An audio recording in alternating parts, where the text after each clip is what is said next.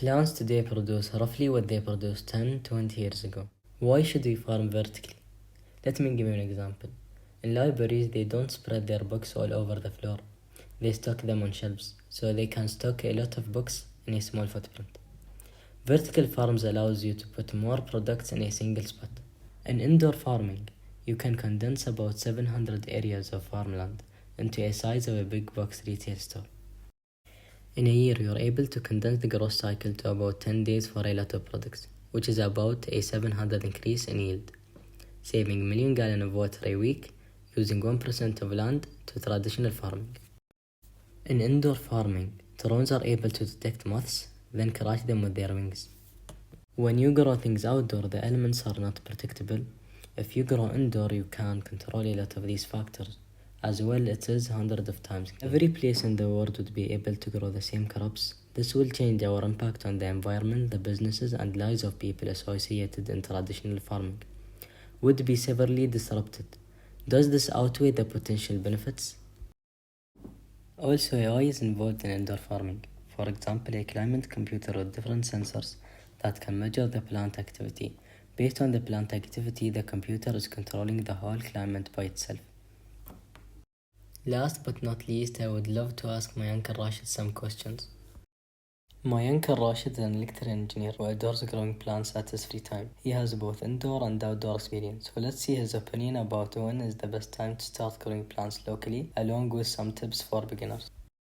Hello, Mouayad. I am glad that you are having me for your project. You choose an interesting subject.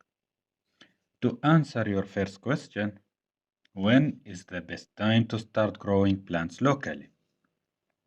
The main growing season for crops in UAE is starting at fall, where the high temperature of summer starting to drop. The season will continue through early spring.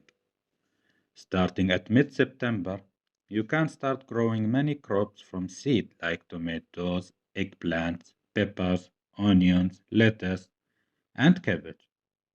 Later in the season, when the weather is cooler, you will be able to grow other plants like potato and sweet potato, also beets, corn, carrots, cucumbers, spinach, and watermelon, and even strawberry. For the second question, any tips and advice to help a beginner starting indoor gardening? Sure. The great news for you is that indoor gardening doesn't have to be difficult. You can start small and grow more as you get more experience. Tip number one, select the right plants for your space. Since you will be growing indoors, it's important to consider the conditions of your gardening space. You will want to think about how much light the plants will get, the temperature of the room, how big the plants will grow. Tip number two, get to know what your plants like.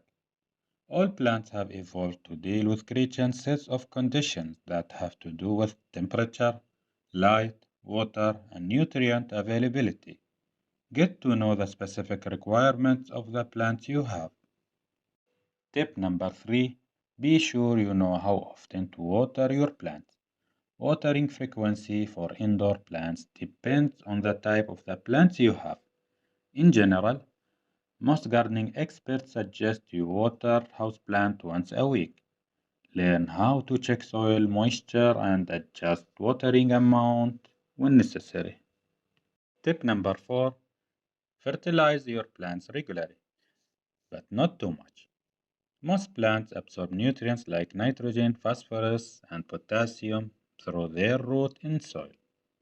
Therefore, it is good to fertilize plant regularly. It is better to under-fertilize rather than over-fertilizing your plant.